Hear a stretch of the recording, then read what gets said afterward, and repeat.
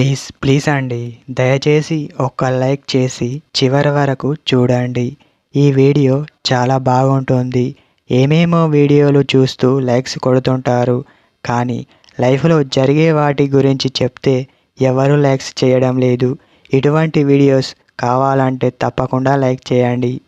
ఒకే ఒక్క లైక్ చేయండి. మీ లైక్ నాకు మరింత ప్రోత్సాహాన్ని ఇస్తుంది.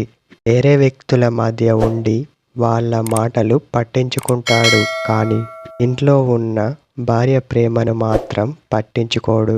మిత్రమా, నువ్వు ఎంత నిజాయితీగా ఉన్నా మీ ప్రవర్తన ఒక చోట సరిగ్గా ఉండదు. అది మీ పార్ట్నర్ దగ్గర ఏం తక్కువ చేస్తున్నాం అని మీకు అనిపిస్తుంది కదా.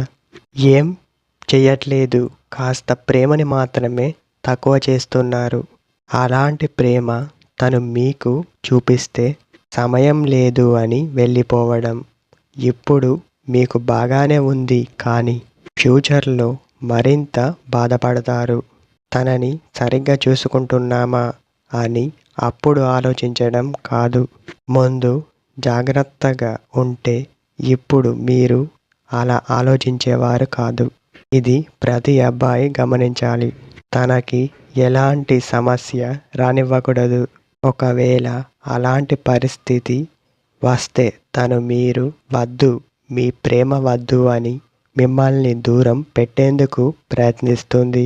అలా ఆలోచిస్తుంది అంటే తన లైఫ్ నుంచి మీరు పూర్తిగా వెళ్ళిపోయారు అని అర్థం. ఒకటి గుర్తుపెట్టుకో, అదేంటో తెలుసా? చెప్పుడు మాటలు విని మీ లైఫ్లో ఎంజాయ్ లేకుండా మాత్రం చేసుకోకు. ఈ విషయం మీరు మనసులో దాచుకోండి.